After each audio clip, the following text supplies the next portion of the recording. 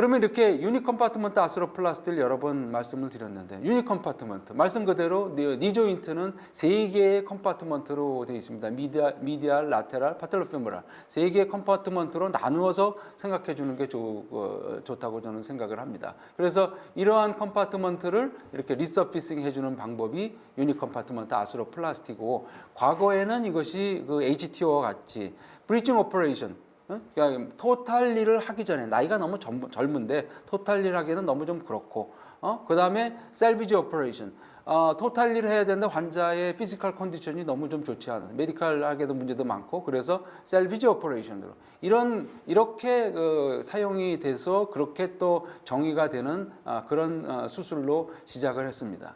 제가 67세 된 여자 환자인데요. 이렇게 KL 그레이드 3 정도 되는 환자를 수술을 해서 개인 병원에 드레싱이나 스티치 아웃을 이렇게 보내곤 하는데 그때 들은 바가 그렇습니다. 왜 이런 환자를 인공관절 안 하고 여기 보시면은 미디얼 컴파트먼트 완전히 웨어가 됐죠. 그런데 라테랄 컴파트먼트하고 파텔로페모랄 조인트는 잘 프리저브가 돼 있습니다.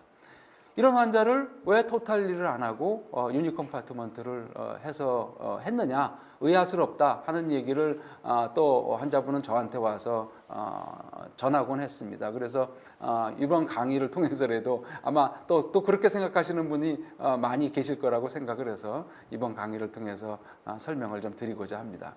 두 번째 케이스는 62세대 환자인데요. 역시 스템셀 카티스템 시술을 받았는데 3년 전에 받았는데 1년 전부터 계속 아프고 이 2달 전부터 너무 심해져서 참을 수가 없다 한 환자입니다.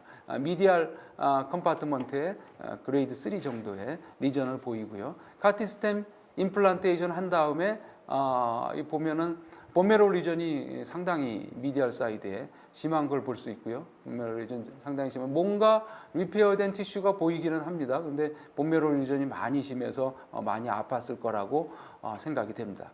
세지탈 비에서도 그렇고요.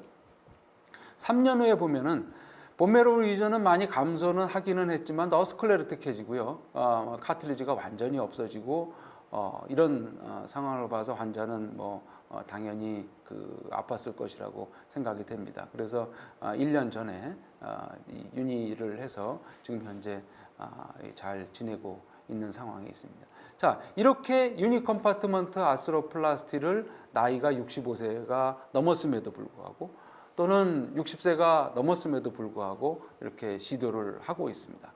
이것에 대한 레셔널레를 여러분들한테 말씀드리기 위해서 첫 번째로 서바이벌십이 어떠냐? 이거 보면 아까도 보여드린 것처럼 초기에 이 디자인으로 한 것들 2002년도, 2008년도 이런 초기의 결과로 컬렉션 한 것들이 이 정도의 결과를 보이고 있습니다. 90% 내외, 12년 했는데 100%라고 하는 분도 있고 최근에 어드밴스된 디자인으로 낸 논문들을 보면 카플란 메이어 방법에 의하면 0.9를 상회하기도 하고 0.9이 왔다 갔다 하는 그런 정도의 좋은 이 10이어 서바이버십을 보이고 있습니다. 저희 병원에서 지금까지 유니 컴파트먼트 아스로플라스티를 한 800건 가량 진행을 했습니다. 재작년에 한번 데이터를 모아본 적이 있는데 그 중에서 픽스드 베어링만 모아봤더니 이렇습니다. 전체 토탈리의 숫자 중에 유니를 한 게 26.7%, 23%, 30.2%. 지금은 이거보다 훨씬 더 많은 유니 컴파트먼트를 사실은 좀 하고 있습니다. 이런 환자 중에서 카플란 메이어 방법으로 5년, 10년, 15년을 분석을 했더니 5년 때는 상당히 좋고요. 10년 때도 이렇고 15년 때도 이렇습니다. 323 케이스의 중에서 리비전한 케이스는 5개. 경우의 리비전을 현재까지 하고 있습니다.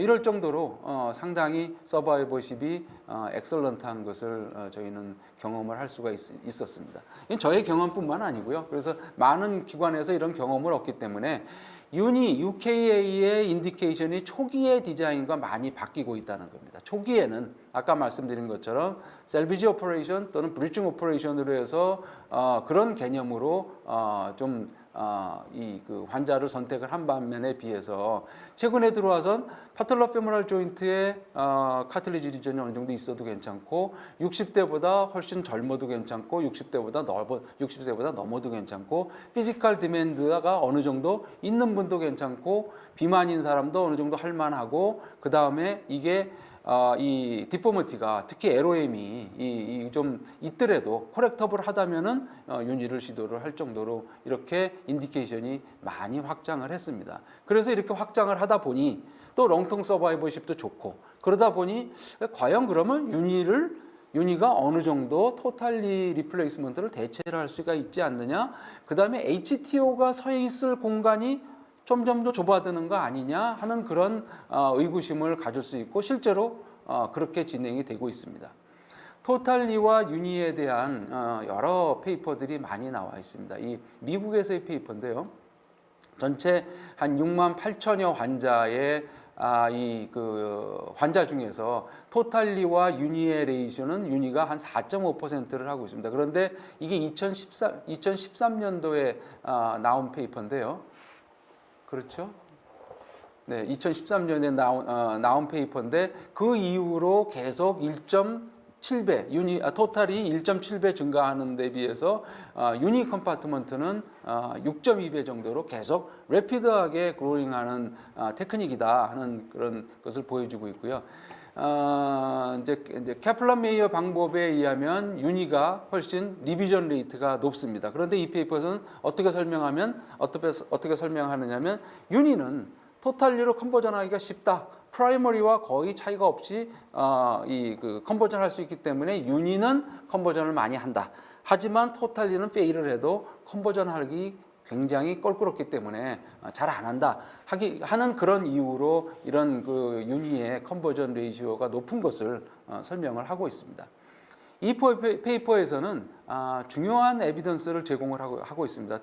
즉 토탈리와 윤희에서의 모텔리티와 모비디티가 고려가 되어야 된다는 것입니다. 그림에서 보시는 것처럼 모텔리티 레이트가 윤희에 비해서 토탈리가 상당히 높습니다. 또 마이오카드 인팍이나 스롬보 엠볼로저 인펙션 같은 이런 리비전 레이트만 윤희가 높지 나머지 것들은 토탈리가 윤희에 비해서 훨씬 높은 것을 보고 있기 때문에 이런 것을 생각을 하면 윤희를 좀 더 고려를 해야 되지 않느냐 그런 페이퍼를 연구 결과를 낸 바가 있고요. 2010년도에 영국의 경험입니다. 영국에서는 6.6%의 윤희의 레이시오를 보이고 있습니다. 다른 나라에서 스웨덴에서는 9.5%, 또 오스트레일리아에서는 11.8%의 정도야. 대개 한 토탈리에 비해서 10% 내외 정도의 윤희의 레이시오를 그렇게 보이고 있습니다. 토탈에 비해서 윤희는 뭐 당연히 리해빌리테이션이 짧고 플렉션 익스텐션이 좋고 다음에 피지올로직 조인트의 카이네매틱스를 그대로 유지하기 때문에 노멀 조인트와 비슷하게 사용할 수 있다는 그런 장점이 있다는 걸 얘기를 하고 있고요. 모던 타입의 세컨 제너레이션의 윤희를 사용을 하게 되면 그 서바이버십이 훨씬 더 이렇게 좋아진다는 겁니다. 그런데 윤희가 왜 아직도 그런 정도를 레이시오를 유지하고 있느냐 하는 것은 대부분의 95%의 이 서전들은 생각하기에 서전들이 아직 토탈리에 비해서 윤희가 테크닉이 아직 익숙치 않기 때문에 그렇다. 이렇게 설명을 하고 있습니다. 2013년도에 란셋 저널에서 아주 중요한 페이퍼를 발표를 했습니다. 역시 마찬가지로 토탈리와 윤희의 서바이버십을 8년 동안에 팔로우를 해서 봤는데 당연히 토탈리의 서바이버십이 이렇게 윤희에 비해서 서바이버십이 좋습니다. 그런데 좀 전에 페이퍼에서 마찬가지로 영국에서의 경험에서 토탈리와 윤희의 그 모텔리티, 모비디티를 비교를 했습니다. 윤희의 모텔리티고요. 토탈리의 모비디티입니다. 30일, 한 달, 석 달, 1년, 4년, 8년 계속 모든 타임 포인트에서 모텔리티가 높습니다. 다시 말해서 이거 설명을 하면 0.24%의 토탈리 그룹에서의 모텔리티를 갖고 있고요. 윤희는 0.06%의 모텔리티를 갖습니다. 거의 뭐 한 몇 배입니까?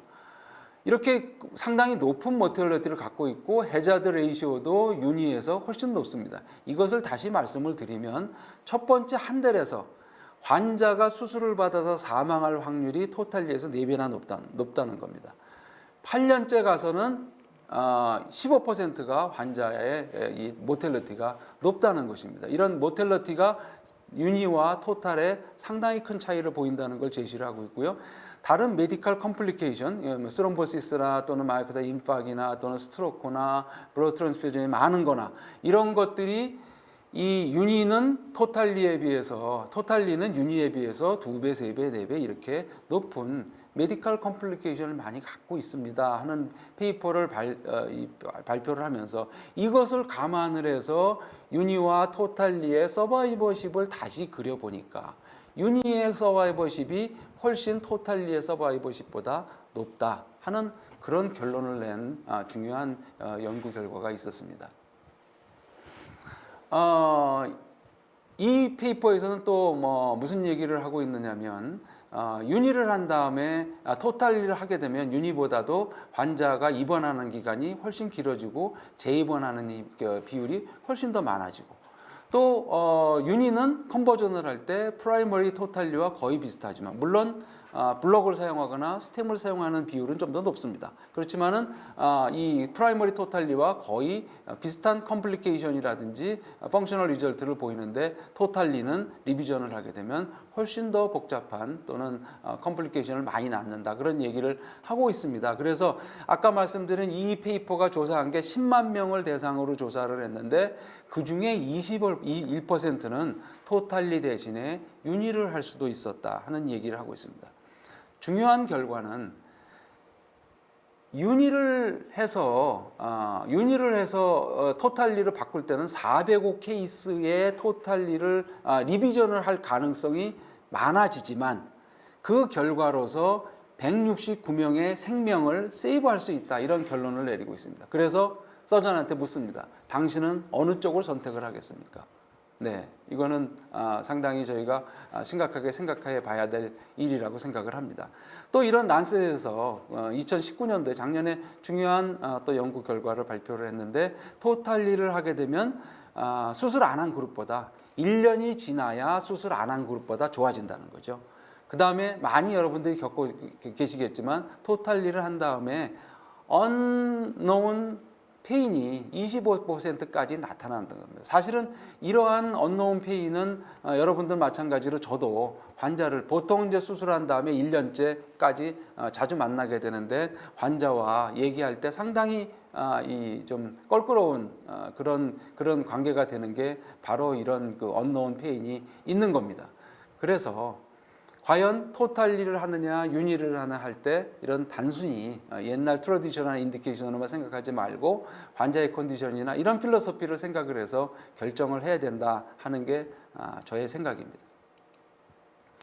영국에서 이런 그 퀘스처네어를 돌렸습니다. 341명의 니 서전을 갖고 여러 가지를 물었습니다.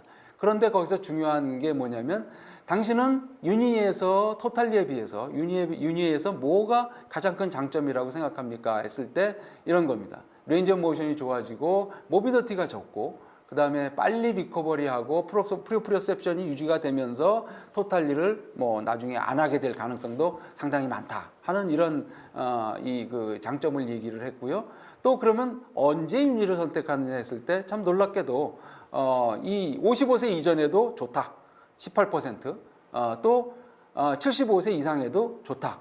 하지만 에이지 리미트 없다. 유니가 인디케이션이 된다면 유니를 할 수 있다면 유니를 하겠다는 게 거의 반의 니서전의 답변이었습니다. 이렇듯이 이제 유니에 대한 인디케이션은 현저하게 바뀌고 있는 것이 현실입니다. 그러면 과연 HTO는 유니와 처음에 같이 브리징 오퍼레이션으로 생각을 해서 시작을 했던 그런 같은 컨셉으로 했던 HTO는 언제 하느냐에 대한 리뷰를 한번 해보겠습니다. 이런 페이퍼에 비해서 유니와 HTO의 여러 가지 면에서 결과를 비교했습니다. 게이트 패턴 다 노멀 게이트 패턴으로 돌아오는데 유니가 프리 워킹 스피드가 훨씬 더 좋아진다는 겁니다. 더 펑셔널 리절트 유니가 좋습니다. ROM은 HTO가 좋지만은 더 많은 리커버리를 보이는 거는 유니가 더 많은 리커버리 체인지를 보인다고 했습니다. 프리 워킹 스피드, 제가 아까 펑셔널 리절트를 펑셔널 이밸리에이션 하는데 좋은 툴이라고 말씀드렸죠. 이 두 공간에 별로 차이는 없지만 유니에서 이퀴벌런트한 레이즈를 보였다, 이퀴벌런트한 라이즈를 보였다는 겁니다. 그 다시 말해서 모든 환자한테 거의 호모지니어스하게 좋아지는 것을 볼 수 있는 게 이 유니다, 이렇게 얘기를 하고 있습니다. 페인 어세스먼트 했을 때 유니가 더 좋았고요. 머슬 스트렝스도 역시 유니가 좋았고, 그 이유는 이제 유니는 바로 웨이트 베어링하고 엑서사이즈가 빨리 되고 리해빌리테이션이 빨리 할 수 있기 때문에 그렇다, 이렇게 얘기를 하고 있습니다. 다른 컴파트먼트로 OA가 진전을 하는 거는 유니나 HTO나 비슷하다, 이렇게 얘기를 하고 있고, 리비전 레이트는 이 유니가 훨씬 더 이 HTO보다 적고, 그로 인한 컴플리케이션 또는 유니에 의한 수술에 의한 컴플리케이션이 유니가 이 HTO보다 좋다 하는 그런 여러 가지 연구 결과를 이렇게 보이고 있습니다. 이상 말씀드린 것처럼 여러 가지 펑셔널 리절트라든지 페인 어세스먼트라든지 이런 것들이 유니 컴파트먼트는 HTO보다 더 좋든지 또는 HTO와 비슷하다 하는 이런 결과를 지금까지 보이고 있는 것입니다. 롱텀 서바이버십을 이렇게 보게 되면 HTO의 롱텀 서바이버십은 뭐 10년까지는 되게 윤이랑 비슷한 그런 경우를 보고 있지만 15년이 지나면 20년까지 되면은 상당히 이 그 서바이버십이 떨어지는 걸 볼 수 있고, 오픈 웨이지가 나옴으로 해서 서바이버십이 조금 좋아지기는 했지만 아직까지 롱텀 팔로업이 그렇게 되어 있지는 않습니다. 근데 아까 말씀드린 것처럼 10년 20년의 롱텀 팔로업은 유니에 비해서 HTO의 롱텀 서바이버십은 그에 미치지 못한다고 말씀드릴 수가 있습니다. 그래서 이와 같은 이 페인, 펑셔널 리절트, 리비전, 또 저희 서바이버 이런 것들을 감안했을 때 다른 나라는 유니와 HTO는 어떻게 사용이 프랙티스가 되고 있느냐 하는 것을 본 페이퍼가 있습니다. 미국의 경우에 2007년도부터 11년까지 유니의 예와 HTO의 예입니다. 거의 이런 레이시오입니다. 거의 유니의 레이시오가 HTO 레이시오보다 15배 정도, 평균 15배 정도 이렇게 많은, 이게 유니고 밑에 파란 게 HTO입니다. 15배 정도 많은 프랙티스를 보이고 있습니다. 그리고 에이지 디스트리뷰션을 이렇게 미국의 경우에 이렇게 봐도, 다른 페이퍼에서 이렇게 봐도 40세, 50세, 60세까지 유니가 유니나 HTO의 퍼센티지가 많은데, 이 그래프에서 보시는 것처럼 에이지에서 보면 30대 정도에서나 유니와 HTO가 비슷하게 쓰이지, 그 이외의 경우에는 거의 대부분 경우에 HTO가 사용이 되고, 특히 60세가 넘어가게 되면 HTO를 사용하는 예는 거의 보기가 어렵습니다. 그와 같은 이유를 유니는 아까 말씀드린 것처럼 여러 가지 포텐셜하게 그 환자한테 베니핏이 많기 때문에 그렇다, 이렇게 설명을 하고 있습니다. 이렇게 설명을 드린 것처럼 UKA는 HTO와 비교하는 그런 브리징 오퍼레이션이 더 이상 아니라는 겁니다. UK에서 아까 말씀드린 341명의 니서전에서의 의견을 다시 한번 여러분한테 보여드리면, 당신은 HTO를 유니와 아이덴티컬한 클리니컬 인디케이션을 갖고 있다고 봅니까? 했을 때 노라고 대답한 사람이 82%나 되고 있습니다. 거의 이제는 유니와 HTO를 이렇게 서로 같이 놓고 비교할 상대가 아니라는 거죠. 그래서 HTO의 그러면 인디케이션은 어때야 되느냐 했을 때 많은 그룹이, 거의 90%가 좀 더 어린 사람, 또 피지컬 디맨드가 많은 사람, 피지컬 디맨드가 높다는 거는 이 사람들은 얘기는 테니스 이상을 얘기하는 겁니다. 사카, 또 뭐 바스켓볼 이런 플레이 이상을 얘기를 했을 때, 그런 걸 요구를 할 때 이 HTO가 적당하다 하는 거고, OA가 어드밴스 되기 전에 알박 그레이드의 1, 2, 그러니까 아주 얼리 스테이지에 디제너레이티브 체인지가 있을 때 한다 하는 이런 이 HTO의 인디케이션을 새로 생각을 하고 있습니다. 이상 말씀드린 것보다도 왜 이런 그럼 이유가 벌어지는가를 한번 단적으로 제가 말씀을 드리면 이건 큐러티브 서저리와 팰리어티브 서저리의 차이라고 생각을 합니다. 윤희는 인플라메이션을 일으킬 수 있는 모든 소스, 뭐 봄부터 시작을 해서 시노비움, 카틸리지를 다 제거해내고 바이올로지컬하게 이너트한 머티리얼을 집어넣는 겁니다. 그래서 드라마틱한 심텀 릴리브를 만들어낼 수 있는데 비해서 HTO는 리전 부위를 그대로 남겨두는 겁니다. 다만 익스텐션 했을 때 웨이트 베어링하고 익스텐션 했을 때만 그 웨이트의 쉬프트를 일으키는 겁니다. 이게 플렉션이 됐을 때나 또는 넌 웨이트 베어링 자세에서는 어떻게 될지는 아직 그건 모르는 상황입니다. 그래서 이런 차이 때문에 저희가 이런 유니 컴파트먼트에 인벌브가 된 OA가 있을 때 중요한 인디케이션을 해서 나누는 그 차이점은 나이와 비만도와 그 다음에 OA의 정도인데 이런 것들이 전부 유니 컴파트먼트가 유리하다 그런 결론을 내릴 수가 있었기 때문에 이제는 인디케이션의 많은 부분이 환자의 이 초이스의 많은 부분이 유니 컴파트먼트 아스로플라스티를 넘어가고 있습니다. 그래서 트러디셔널하게는 뭐 이런 것들이 있지만 이제는 좀 더 젊은, 좀 더 나이가 들은 또는 체중이 좀 나가는 시비어한 OA에 커렉터블한 LOM을 갖고 있는 환자한테도 적용할 수 있는 게 유니 컴파트먼트 아스로플라스티입니다. 미국인 경우에 그러면 왜 이런 프레퍼런스가 있느냐 하는 얘기를 또 이런 페이퍼에서는 얘기를 하고 있는데요. 아까 말씀드린 환자의 메디컬한 부분 말고 코스트가 훨씬 적게 들어간다는 겁니다. 왜냐하면 수술비도 있지만 수술과 같이 일어나는 리헵 과정 또는 수술에 의해서 페리오퍼러티브 헬스케어 리소스를 훨씬 더 많이 이용을 한다는 거죠. 그래서 미국같이 의료비가 너무 높은 나라는 가능하면 조금 의료비를 쓰는 방향으로 가야 되기 때문에 HTO보다는 윤희를 간다는 거고요. 유러피안 소사이어티처럼 정부가 다 돈을 내주는 데는 정부에서는 가능하면 돈을 적게 쓰는 데에다가 지원을 해주기 때문에 당연히 HTO보다는 윤희를 간다 하는 이런 이 방향성을 읽어볼 수가 있습니다. 그런데 우리나라는 이런 코스트 면에서 오히려 이런 국가들과는 조금 다른 부분을 좀 보이고 있죠. 그래서 그런지 저희가 이제 그 심평원을 통해서 윤희와 토탈과 오스테오토미의 건수를 이렇게 비교를 해봤습니다. 9만 건, 2019년도에 9만 3천 건 정도 했는데 그 중에서 윤희가 5천 건 정도로 한 5.5%. 다른 나라에 비해서 윤희의 레이쇼가 많이 떨어집니다. 그거에 비해서 윤희와 HTO의 레이시오는 완전히 역전되어 있습니다.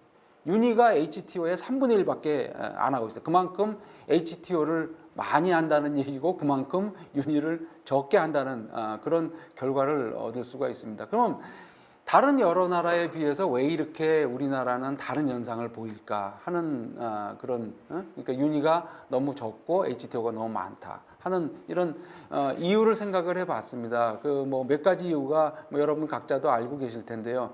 우선 트레이닝 받을 허스피탈이 이렇게 많지 않습니다. 우리나라에서 윤희를 이렇게 볼륨이 많은 기관이 그렇게 많지 않기 때문에 더군다나 윤희를 다룰 수 있는 아카데믹 액티비티가 별로 없습니다. 이건 많이 재팬은 일본 사람에서는 옛날부터 일본에서는 HTO를 많이 했기 때문에 이런 교류에 의해서 HTO에 대한 아카데믹 액티비티는 상대적으로 상당히 높은 편입니다.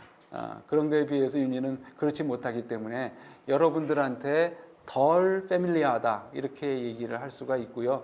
두 번째 그 큰 문제는 이제 코스트 문제입니다. 우리나라처럼 행위를 많이 하면 할수록 인컴이 올라가는 그런 구조에서는 HTO가 윤희보다 더 유리하다고 할 수가 있습니다.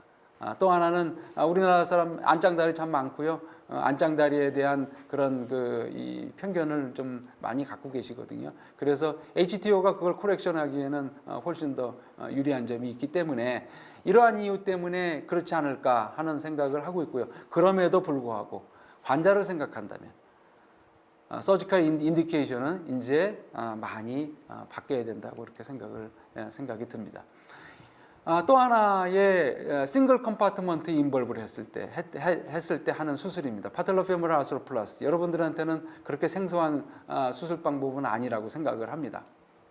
하지만 파텔로페모랄 조인트의 40세가 넘어가면 10%가 파텔로페모랄 조인트에 인볼브가 되고 있고요. 50세가 넘어가면 파텔로페모랄 조인트에 아이솔레이트하게 문제가 있는 경우에 여자가 24%, 남자가 11% 상당히 많습니다. 그런데 그거에 비해서 매니지먼트 방법은 여러 가지가 있지만 사실 똑부러지게 이것을 큐어할 수 있는 방법은 없습니다. 그래서 심한 경우에 오는 경우도 많은데 그럴 때 저희는 파텔로페모랄 아스로플라스티를 생각할 수가 있습니다. 그동안 몇 번의 제너레이션을 거쳤습니다. 이렇게 퍼스트 제너레이션은 이렇게 생겼습니다. 인레이 모델 디자인이라고 하는데요. 요거는 트로클리아에 카틸리지가 없는 부분만 이렇게 쏙 껴주는 그런 스타일입니다. 그래 당연히 그 페모랄 플랜지가 좀 좁습니다. 그래서 그러다 보니까는 이 파텔라의 트래킹을 잘 쫓아가지 못하고 그래서 트래킹에 문제가 많이 생겨서 페일리어 레이트가 상당히 높습니다. 뭐 심지어 40%까지 달하는 그런 페일리어 레이트 보이고 루비누스 상당히 많이 시도를 했는데 뭐 페일리어 레이트가 70%가 넘는 그런 레이트를 보이고 있습니다. 그런 거에 비해서 세컨 제너레이션은요. 이거는 온레이 테크닉이라고 그래갖고 페모럴 토탈리 할 때, 페모럴 커트 할 때 그거나 같은 방법입니다. 그러니까 앞에 부분, 트로클리의 앞쪽 부분을 전부 커팅을 하고 여기에 이 디자인을 프로세스를 이렇게 덮는 구조를 갖고 있고 이 트래킹이 발구스 트래킹을 하게끔 만들어 놨습니다. 그래서 조금 더 파텔라 트래킹을 잘 어코모데이션 할 수 있게 만들었기 때문에 이 서바이버십이 상당히 좋아졌습니다. 그래서 2014년도, 17년도에 클리니컬 트라이얼 한 것을 보면 파텔라 페모랄 조인트 아스로플라스티 한 그룹이 토탈리 아스로플라스티 한 것보다 당연히 리커버리 타임 좋고요. 레인지 오브 모션 좋고 펑션도 더 좋더라. 그 다음에 토탈리 한 사람이 거의 니 펑션을 조금 회복을 하려면 3개월 동안 이상 걸리는데 그거보다는 PFA를 하는 것이 훨씬 더 좋더라 하는 그런 페이퍼들이 나왔고요. 서바이버십에 대해서는 지금까지 나온 결과들은 케플란 메이어의 방법에 의하면 5년에 90%, 10년에 80% 이런 식으로 떨어져 가는데 레지스트리라는 그 그룹에서의 연구 결과가 좀 더 나쁘고요. 코호트한 스타디에서는 조금 더 좋은데 이런 디자인들이 거의 퍼스트 제너레이션에서 만들어진 겁니다. 그러니까 특히 이렇게 20년 팔로우한 이런 페이퍼들은 세컨드 제너레이션은 아직까지 거기까지 안 됐기 때문에 퍼스트 제너레이션, 다시 말해서 디자인이 그렇게 만족스럽지 못한 것으로 돼 있기 때문에 이거보다는 좋을 것이다. 이렇게 예상을 하고 있습니다. 그래서 최근에 페이퍼 보면 2018년도에 나온 페이퍼를 보면 서바이버십이 100%, 95%, 90% 거의 유니 컴파트먼트 아스로플라스티의 미디알 사이드와 비슷한 그런 서바이버십을 보이고 있는 것을 볼 수가 있습니다. 이것이 이제 이런 서바이버십이 있는데 토탈리에 비해서 그런 컨버전 할 때 어떻게 되느냐 했을 때 세컨드 제너레이션에 가면 토탈리에 비해서 리오퍼레이션, 리비전, 뭐 미케니컬 컴플리케이션 거의 차이가 없다 하는 얘기고 이 PFA를 하면 그 리오퍼레이션, 리비전, 리오퍼레이션 웨이트가 프라이머리 토탈리에 비해서 0.5, 1.4, 2.7, 2.0 거의 프라이머리 토탈리에 비해서 별로 차이가 없고 서바이버십은 이 토탈리보다 세컨드 제너레이션에서 서바이버십은 낫다 하는 그런 페이퍼 결과를 보이고 있고요. 이 컨버전 했을 때 그럼 어떻게 되느냐? 페일드 토탈 PFA를 컨버전 했을 때 토탈리의 결과와 그렇게 차이가 없다. 또 이 두 번째 페이퍼 2009년도에 나온 페이퍼도 PFA를 TKR 컨버전 했을 때 프라이머리 토탈리와 비교해서 별로 차이가 없다. 그런 페이퍼 2015년도에도 그런 비슷한 얘기를 하고 있고 컨버전이 생기는 원인, 그 PFA의 페일리어 원인은 다른 컴파트먼트로 OA가 프로그레션 하는 경우가 가장 많았습니다. 그러니까 메탈의 디자인의 문제가 아니고 OA의 프로그레션에 생기는 경우가 많고 그걸로 인한 페인 때문에 하는 경우가 상당히 많았다 하는 그런 연구 결과를 보여주고 있습니다. 저희가 이것도 재작년에 저희가 한번 모아본 건데요. 저희가 유니 컴파트먼트 아스로플라스티, 파텔로 페모랄 조인트만 한 거는 19케이스가 있었습니다. 그 중에서 5.2%, 한 케이스만 저희가 토탈리로 컨버전 했고요. 미디얼 컴파트먼트하고 파텔로 페모랄 조인트하고 같이 한 게 있습니다. 바이 컴파트먼트 아스로플라스티 한 경우에 40명을 했는데 그 중에 3명을 컨버전한 것을 봐서는 그 컨버전 레이시오가 프라이머리 니에 비해서는 조금 높지만 상당히 할만하다. 또 이것을 토탈리로 컨버전했을 때 프라이머리 니를 할 때와 거의 유사한 결과를 보이기 때문에 할만한 수술이다 하는 것을 여러분한테 말씀드릴 수가 있습니다. 76세 된 여자 환자인데요. 엑스레이 보시면 미디알 라테랄 컴파트먼트에 별 변화가 없는데 파텔로 페모랄 조인트가 극히 나쁘죠. 스카이라인 머천트 비에서 보면은 역시 그렇고요.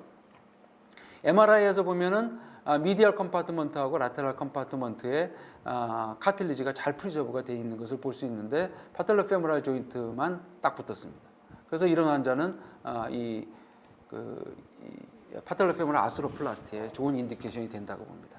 인시전을 이제 서지컬 테크닉을 좀 보여드리는데요. 인시전은 토탈리 할 때의 그 길이보다 약간 위쪽만 조금 더 인시전을 이렇게 거놓고 있고요. 이렇게 아이암 드릴링해서 집어넣고 가장 신경을 써야 되는 부분은 이 로테이셔널 얼라이먼트입니다. 저희가 토탈리 할 때 제일 먼저 닥치는 문제듯이 마찬가지로 파텔로 페모랄 조인트의 다른 문제보다도 얼라이먼트, 로테이셔널 얼라이먼트를 문제가 제일 큰 문제가 되고요. 그래서 화이트 라인을 이렇게 그어놓고 양쪽에 미디알, 라테랄, 에피콘드랄 라인을 이렇게 그어놓고 하고 있고요. 밑에 이제 지그를 고정하느라고 하고 있고 이렇게 트로클리아 부분을 제거해내는 것을 조금 전에 보셨고요.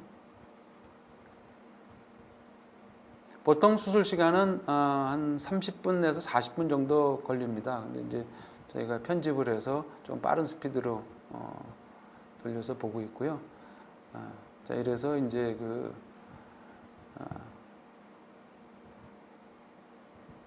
밀링 가이드를 넣기 위해서 요게 이제 밀링 가이드입니다. 이렇게 해서 이제 트로클리의 앞쪽 부분을 밀링을 하는 것이고요.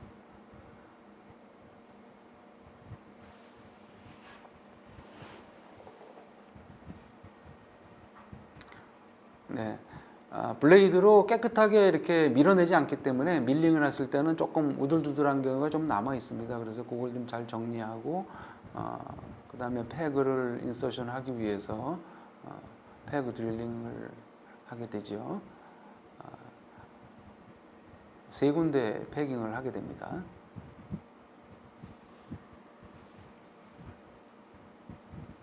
네. 이렇게 3군데 패깅을 하게 되고 밑에 쪽에 훅을 이렇게 걸어주게 되고요. 네. 그래서 이제 파텔라도 상당히 보니 어트리션이 심하기 때문에 파텔라도 같이 해주고 있고요. 네, 파텔라는 뭐 토탈리 할 때하고 뭐 큰 차이는 없습니다. 그래서 저는 핸즈프리 테크닉을 늘 사용하는 방법으로 파텔라를 해주고 있고 이렇게 세멘팅을 해서 먼저 보여주고요. 이때 이제 패깅하는 자리를 찾기가 좀 어렵기 때문에 세멘트는 가능하면 좀 묽게 한 상태에서 해주시는 것이 좋습니다. 파텔라 이렇게 고정해주고 있고요. 네, 이런 방법으로 수술을 끝내고 포스트업의 엑스레이 사진입니다. 이와 같이 저희가 이 미디얼 컴파트먼트, 라테랄 컴파트먼트 또는 파텔로 페모랄 컴파트먼트에 각각 이렇게 이 리전이 있을 때 저희가 수술하는 방법을 이렇게 세퍼레이트하게 생각을 해서 접근을 할 수가 있습니다. 그래서 또 하나의 저는 이제 중요한 메시지를 하나 또 뭐 재미있기도 하고 중요한 메시지를 하나 전해드리고자 하는데요. 제가 뭐 이런 경우를 요새 많이 겪습니다. 제가 이제 금년도 1월부터 6월까지 수술 건수를 이렇게 비교를 해봤습니다. 이게 6개월 동안 이제 전부 토탈리를 56개 하고 유니를 80개. 이제 완전히 컨버전이 됐죠. 유니가 더 케이스가 더 많아졌는데 어쨌든 재밌는 거는 취소하고 연기한 게 이만큼 있다는 겁니다. 토탈할 때 10%. 그다음에 윤희한 예정이 되는 환자가 18%. 이 환자분들은 전부 아까 말씀드린 페인이 아주 심하고 또 어그레베이팅 팩터도 있고 이런 여러 가지 감안했을 때 수술을 할 수밖에 없겠다 결정한 환자입니다. 그럼에도 불구하고 제가 평균 수술을 잡아놓고 대기하는 시간을 보니까 9.4개월 정도가 되는데요. 이 기간 동안 어그레시브하게 페인 컨트롤 합니다. 다시 엑서사이즈 인커리지 시키고요. 그렇게 했더니 증상 호전으로 해서 이만한 레이시오가 수술을 안 받고 환자가 다시 좋아질 수 있는 그런 경험을 했기 때문에 여러분들한테 그런 메시지를 드리고 싶습니다. 수술을 결정을 할 때도 아까 굉장히 조심스럽게 수술을 결정을 해야 되고 여러 가지 면을 이렇게 고려해야 되지만 수술이 결정된 후에도 이것이 과연 제대로 된 결정인지 다시 한번 어느 정도의 시간을 갖고 이렇게 한번 팔로우업을 해보는 것도 굉장히 중요한 일이라고 생각이 됩니다. 또 하나 중요한 메시지는 아까 말씀드린 대로 수술을 하게 되면 컴플리케이션이 분명히 있기 때문에 이런 컨서버티브 트리트먼트보다 이런 컴플리케이션에도 불구하고 좋아지는 것을 예상을 할 수가 있어야 됩니다. 그래서 대증적인 치료법, 컨서버티브를 충분히 했는가, 그래도 계속 아픈데 앞으로도 더 아플 것인가를 꼭 보고 그 다음에 환자의 컴플리케이션, 아까 말씀드린 것처럼 25%는 여러분들이 아무리 수술을 잘 돼도 언노운 페인이 생긴다는 거죠. 그 다음에 포스트 오퍼러티브 컴플리케이션 이런 것들이 많이 있을 수밖에 없기 때문에 이런 컴플리케이션에도 불구하고 저희가 수술을 해야 된다는 그런 당위성을 찾아야 되는 것이고, 그런 당위성을 찾더라도 환자의 요구와 환자의 정서적인 상태, 수술에 대한 개념 이런 것을 고민을 할 때 수술에 대한 선택은 굉장히 신중하지 않을 수 없다, 이렇게 말씀드릴 수가 있겠습니다. 안 된 얘기지만 제 강의를 듣는 많은 분들은 좀 경험이 좀 적은 젊은 분들이라고 생각을 하고 있습니다. 그랬을 때 여러분들의 수술은 약으로 치면 약발이 조금 약할 수 있습니다. 이게 수술이라는 게 다 손으로 또는 눈으로 이루어지는 거기 때문에 메디신처럼 일정하지 않습니다. 수술에 대한 이펙트는 서전의 그 숙련도에 따라서 상당히 많은 차이를 보이고 있고, 여러분들이 제가 이제까지 모든 보여주는 다 리포트는 엑스퍼트들이 만드는 결과를 갖고 만드는 겁니다. 그렇기 때문에 여러분들이 또 수술을 결정을 할 때는 그런 부분도 여러분들의 약발이 어느 정도인가도 고려하시고 결정을 해야 됩니다. 또 하나는 수술에 대한 약에 대한 플라시보가 있듯이 수술에 대한 플라시보 이펙트가 있기 때문에 이거를 또 간과하면 안 되겠습니다. 이상 쭉 제가 긴 시간을 통해서 여러분들한테 말씀을 드렸고요. 또 여러분들이 기억하시기 좋게 썸머리를 좀 말씀을 드리면요. 지금 말씀드린 것대로 수술적 결정이 아주 데피니트한 경우도 사실 많이 있습니다만 여러 가지 고려해야 되는 어려운 경우도 적지 않게 있습니다. 이랬을 때 여러분들이 이 판단의 오류가 적게 하기 위해서는 위험 요인에 대한 아까 어그레베이팅 팩터들, 리스크 팩터에 대한 분석이 정확하게 있어야 되고요. 수술을 하실 때 수술에 대한 인디케이션만 보시면 안 됩니다. 그러니까 HTO의 인디케이션을 보면은 65세까지 할 수 있다 이렇게 되어 있습니다. 나 65세까지 될 수 있는 인디케이션이 있으니까 뭐 이런 환자 나는 HTO 합니다. 또는 셀 세라피 할 때 65세, 60세도 할 수 있습니다 해서 셀 세라피를 하게 돼서는 그 환자가 가질 수 있는 조금 더 최선의 방법. 그건 뭐 이 케이스가 다 윤희가 해당인데 그거보다 결과가 좋다고 확신을 얻어져야 됩니다. 그래서 상대적인 최선의 방법을 선택하도록 노력을 하셔야 됩니다. 대부분의 아스로스콥 서저리가 불필요함에도 불구하고 많은 아스로스콥 서저리가 여전히 시행이 되고 있고, 그래서 어떤 환자들은 상황이 훨씬 더 나빠지는 경우도 있습니다. 꼭 필요한 경우, 아까 말씀드린 경우 OA가 없어야 됩니다. 그 다음에 미케니컬 심텀이 있는 경우, 이런 경우에 시행을 하도록 유념을 해주시기 바랍니다. 관절 연골의 재생은 에이지드 퍼슨에서는 이거는 줄기세포를 포함해서 어떤 줄기세포를 포함해도 다 마찬가지입니다. 엔도제너스한 셀을 이용하기 때문에 그 엔도제너스한 셀이 리페어 커패시티가 훨씬 떨어져 있습니다. 그걸 감안을 해서 여러분들은 관절 연골 재생을 생각을 해야 됩니다. 오늘 많은 시간을 들여서 윤희의 장점에 대해서 말씀드렸습니다. 왜냐하면 우리나라에서는 아직 윤희에 대한 잘못된 개념을 많이 갖고 있고, 또 윤희에 대해서 친숙하지 않기 때문에 여러분들이 그것을 환자한테 적용을 해주는 경우가 상당히 적다고 생각합니다. 한마디로 얘기해서 윤희는 더 이상 브리징 오퍼레이션이나 셀베지 오퍼레이션으로 대체하는 것이 아닙니다.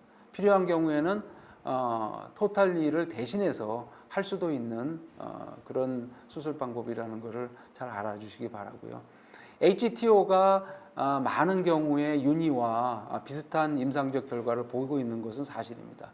그렇지만 컴플리케이션이나 서바이버십이나 이런 것을 볼 때 보존적 수술입니다. 펠리아티브 서저리라는 개념을 아직도 갖고 계셔야 됩니다. 근데 그런 거에 비해서 우리나라는 너무 기형적으로 HTO의 프랙티스의 비율이 너무나 많습니다.